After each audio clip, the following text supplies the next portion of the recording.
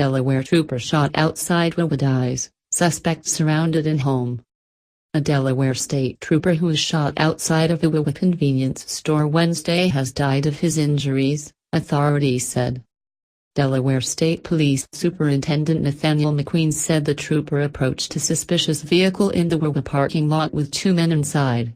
McQueen said a struggle ensued and the trooper was shot multiple times by one of the men, who then fled the scene. The second man was arrested at the scene of the shooting. The trooper was identified late Wednesday as Corporal Stephen J. Ballard, 32. He had been on the force for more than 8 years, according to state police spokesman Sergeant Richard Briles. "This is a sad day for our state and for the Delaware State Police family," McQueen said, with Governor John Carney at his side. "My heart is with the officer's family and the officers who have served beside him," Carney, a Democrat, said in a statement. Police tracked the gunman to his home in a subdivision of two-story houses in Middletown, about 15 miles south of where the trooper was shot. The gunman, alone in the house, refused to leave and fired several shots at officers surrounding the home, State Police spokesman Master Corporal Gary Fournier said. No other officers were injured. "There have been multiple gunshots that have come from the house at police officers," Fournier said.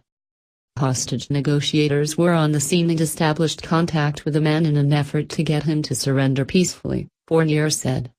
But there was no quick resolution as the standoff stretched into the evening. After 8 p.m., police used an explosive device to blow the door of the house off its hinges, but officers did not immediately enter the home, Fournier said.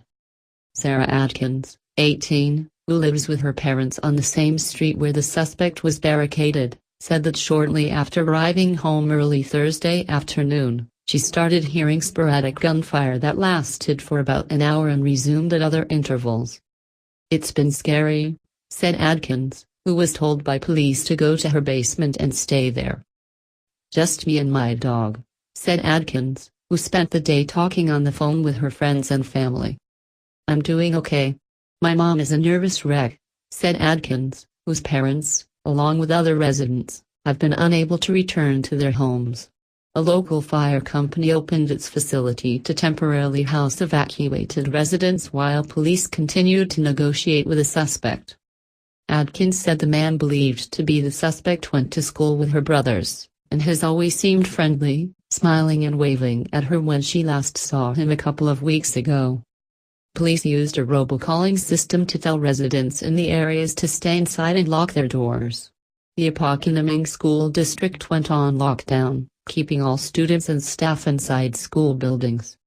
They were later allowed to leave as police secured the area. Police have identified the man, Fournier said, but have yet to release his name. One witness, Clarence Travers, told the News-Journal of Wilmington that he heard gunfire while sitting at a red light and saw a police officer fall to the ground. After the initial gunfire, Travers said he saw a man get out of the car and shoot the officer on the ground multiple times before getting away. Police have not corroborated Travers' version of events.